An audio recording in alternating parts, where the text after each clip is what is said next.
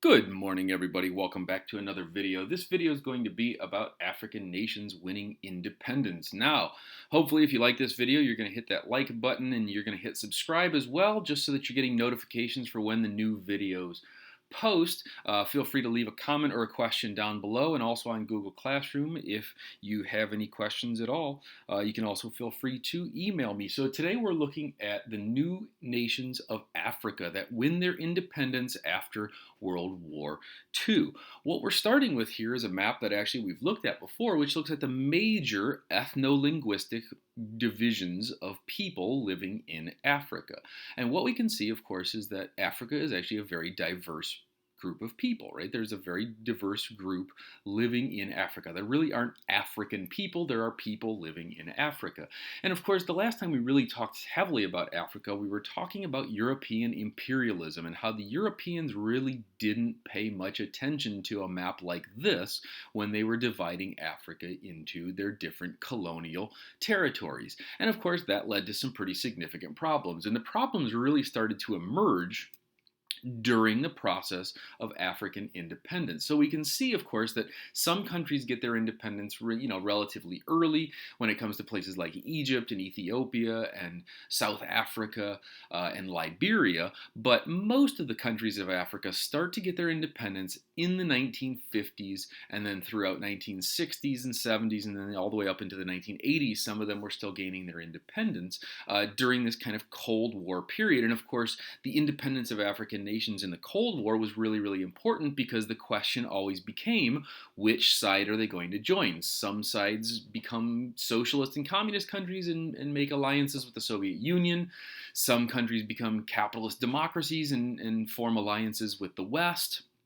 Many countries, in fact, joined the non-aligned movement with India and basically ride the middle of the fence. But when new countries got independence, there was a huge push for both the Soviet Union and the United States to try to be involved in that process, to try to guide those countries towards one or the other of our particular ideologies, either communism or capitalism. So Africa, of course, was a huge battlefield in the Cold War, even though it's not one that we hear about terribly often. So what we're going to do today is we're actually going to look at several different countries that are kind of in separate categories of their relative levels of success in their process of gaining independence. And the first country we're going to deal with is the country of Ghana. So to find Ghana, you want to kind of look there in the corner, the eastern corner of Africa, and it's the dark blue, basically rectangular country there is called Ghana. And actually Ghana is one of the most successful countries in Africa. Also, of course, it was one of the first countries in Africa to gain its independence. So after gaining independence, Ghana, which was it was actually the first sub-Saharan African country, right, the first country south of the Sahara Desert to gain its independence after World War II. After it gained independence, they also got a very important leader whose name was Kwame Nkrumah, who led Ghana as a socialist. And basically, he set up a socialist dictatorship. However, that really didn't work very well in Ghana because the whole idea of socialism is you take from the wealthy and you redistribute that wealth to the poor.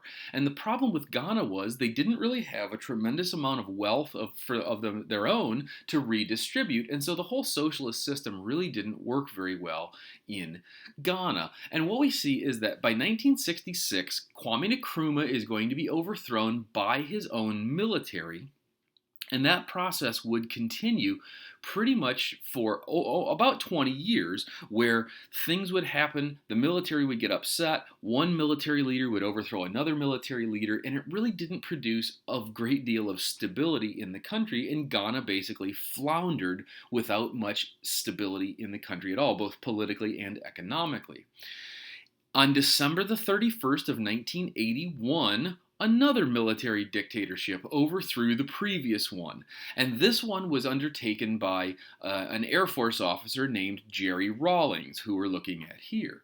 Now, Jerry Rawlings set himself up as the new military dictator at the very last day of 1981, and he ruled the country as a dictator. But one of the things that Jerry Rawlings really understood was we need democracy, we need open markets, we need individual rights, but we just can't immediately flip a switch switch and make Ghana into a democratic system. He said the problem with a lot of people is they don't really understand how democracy works. They don't understand that if we lose this election, it's not the end of the world. What we should do is we should wait for the next election and try our best to win that one, right? And to not just immediately go into a revolution if we lose an election. When people don't have a long-term experience with that, they're not used to things like losing elections and knowing that everything's going to still be fine. And Jerry Rawlings said, we've got to set Ghana up in a way that's going to allow people to really truly understand what it means to have rights and to participate in an election in which, half of them are going to lose. So what he starts to do is, starting in the early part of his rule as a military dictator, he starts to make some changes and adjustments to Ghana that would set it up to be able to transition to democracy in the future. So he started with local elections and local councils and local processes of democracy that allowed people to kind of dip their toes into the pool and really to kind of become accustomed to and to learn how democracy really worked. He continued that process all the way through the 1980s. And then in 1992, he said, okay, we're finally ready and we're going to have a national election. And we're going to transition the country into a full-blown democracy. And when he does this, in 1992, he holds the elections and he wins and becomes the president of Ghana. But of course, everybody looked at that. Most people looked at that and said, okay, well, of course he won the election. He's the dictator. He rigged the election. However, he had another election again in 2001 and he lost. And everybody said, okay, well, what he's going to do is he's just going to, since rigging the election didn't work that time, he's going to basically stay there and hold on to power and he'll just be a dictator again. But in actuality, he didn't. In 2001, when Jerry Rawlings lost the election in Ghana, he peacefully stepped down and said, this is what we've been working on since 1981. This is what we need to have happen. The law itself needs to be the boss of Ghana, not me as the dictator.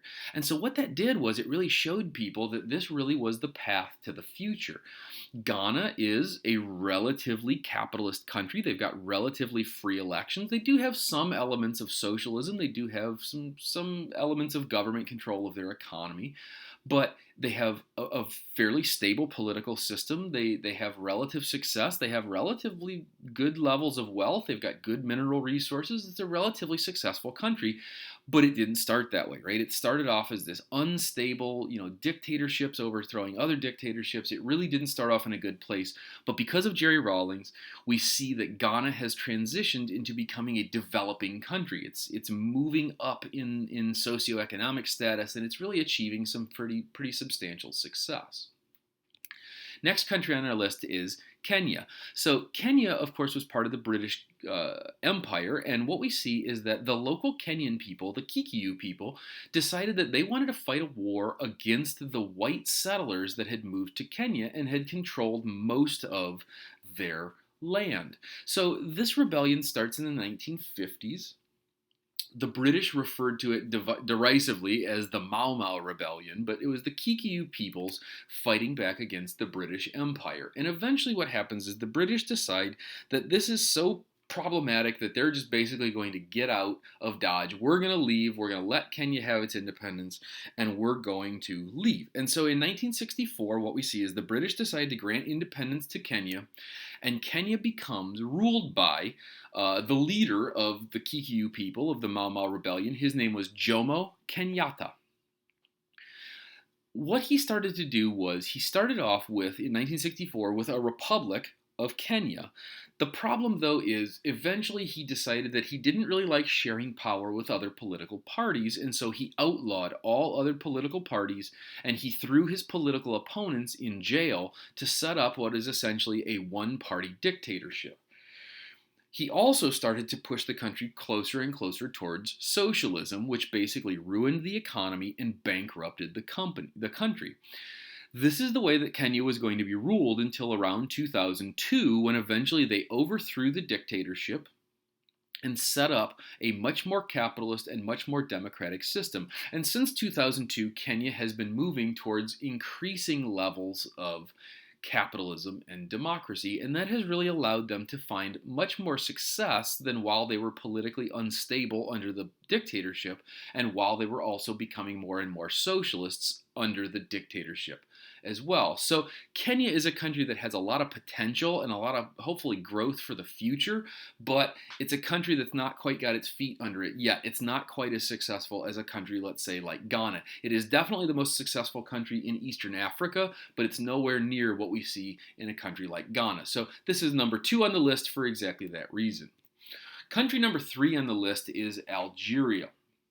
In the 1800s, Algeria was conquered and dominated by the French Empire and was maintained as a French colonial possession.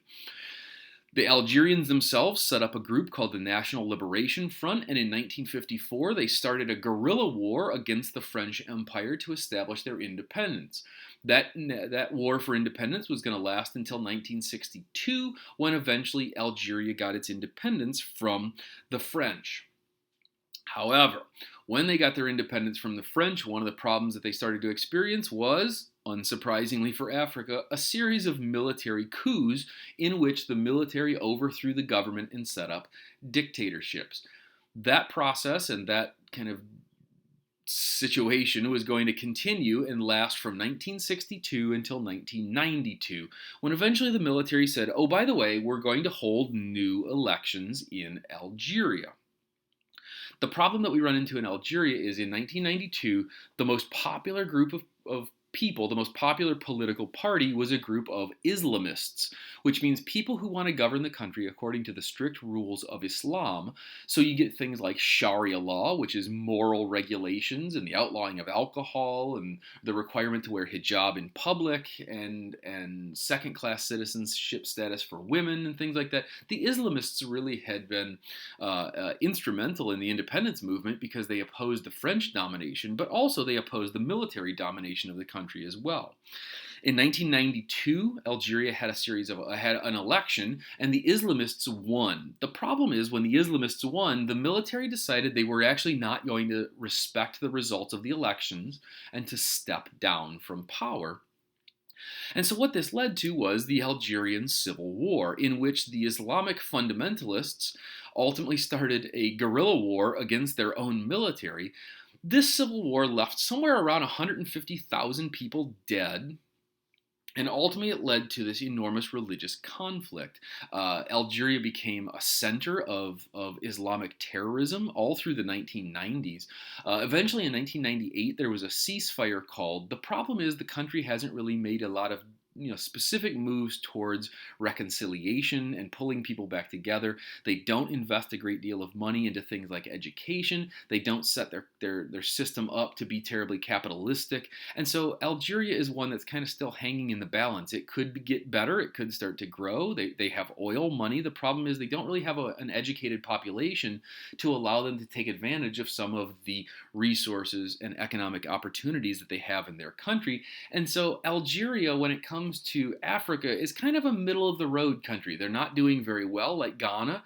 They don't have a huge amount of potential like Kenya that they're moving towards. They're kind of stuck in a rut as they were left really in 1999 when their civil war came to an end. It's not a horrible country, but it's also not a country that's really making good, solid investments in its own future.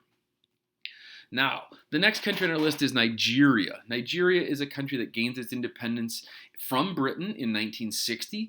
In 1960, the British basically handed them a constitution and said, here you go, you're independent. Now, the real problem we see in Nigeria is a country with both a great potential and major problems. And one of those major problems is the country itself really isn't a country, it's 3 countries.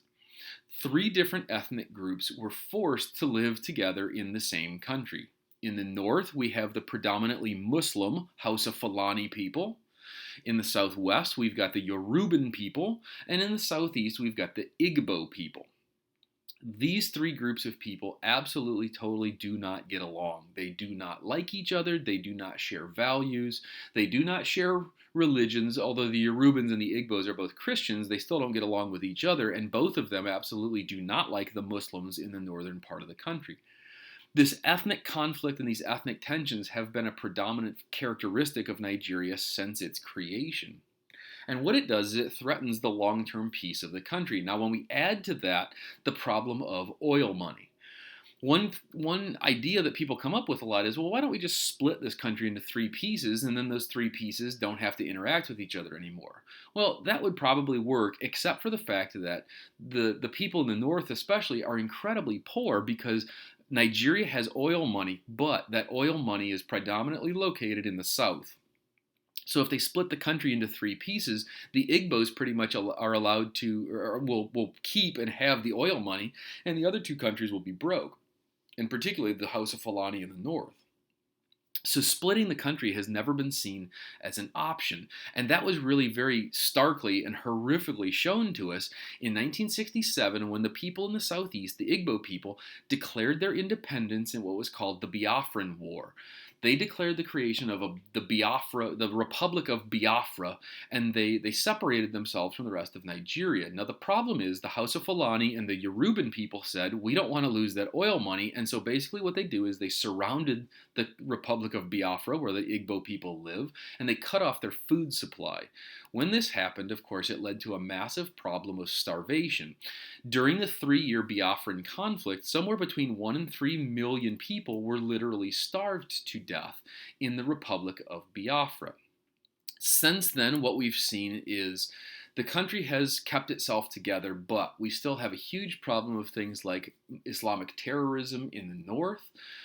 We see that it's a huge and powerful country. It's culturally super important. Nigeria has what's called Nollywood, which is the Nigerian film industry, which is pretty much the largest and most powerful in Africa. Actually, there's kind of a sometimes friendly, sometimes not so friendly competition between Nigeria and Ghana over who has the better film industry. And a lot of times, actually, they do work together to maintain this kind of cultural dominance of Africa in what is, again, referred to as Nollywood, which is Nigerian Hollywood, or the Nigerian and Ghanaian film industry. So they do have a lot of potential. They have oil money. They have a powerful military. They have a very large population. They have the largest sub-Saharan African economy in Africa. They're a country with huge potential.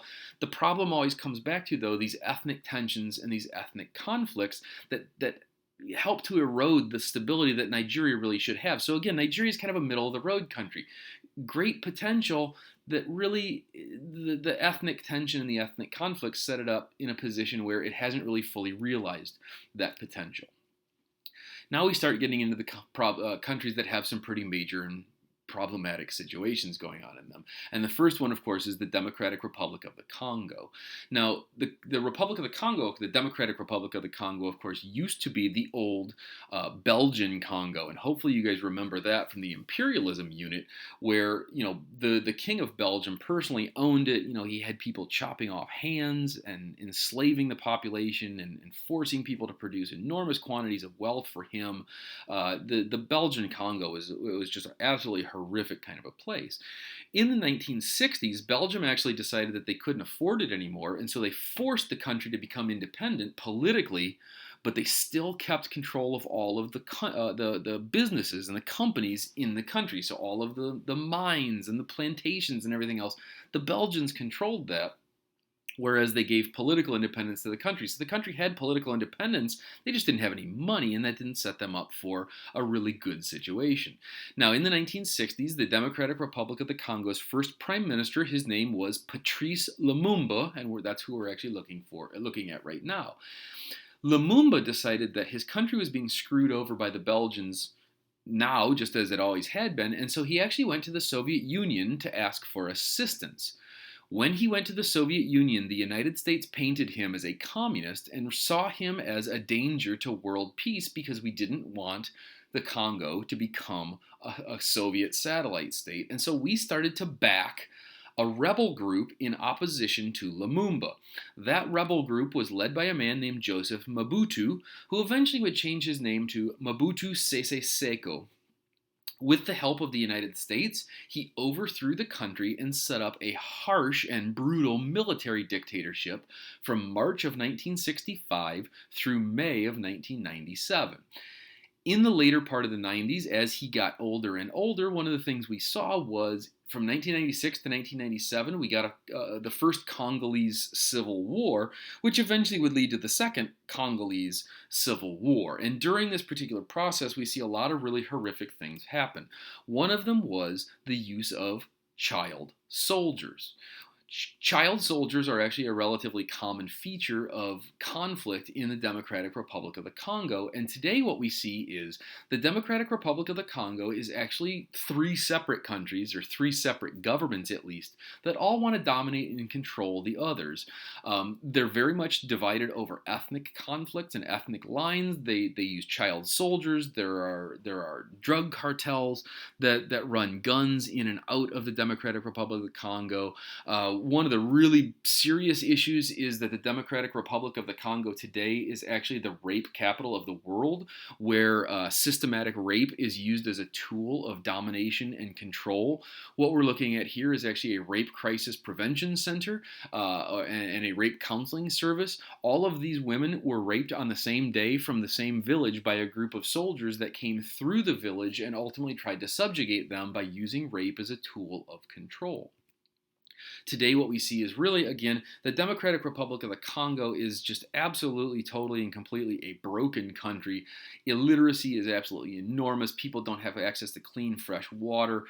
Realistically, the country should be divided into three pieces, but of course, that's one of the things that they're actually fighting about. In 2003, they did get some level of peace, but to this day, there is still a huge amount of rebel activity. The country is basically still seen as a broken country, and it's one of the worst places, not only in Africa, but also in the entire world. So, of course, we see this as the long-term effect of imperialism was it didn't set the countries up for, really good success afterwards because of the way that Africa itself was divided. So in the next two videos, we're actually going to look at the modern Middle East, how it came to be in the form that it is, and then some of the conflicts that are going on in the Middle East today, and that'll take care of Unit 11. So I hope this video was useful to you. I hope everybody is staying healthy and staying safe. Drop a like, hit subscribe, leave me some comments, and I will see you guys in the next video.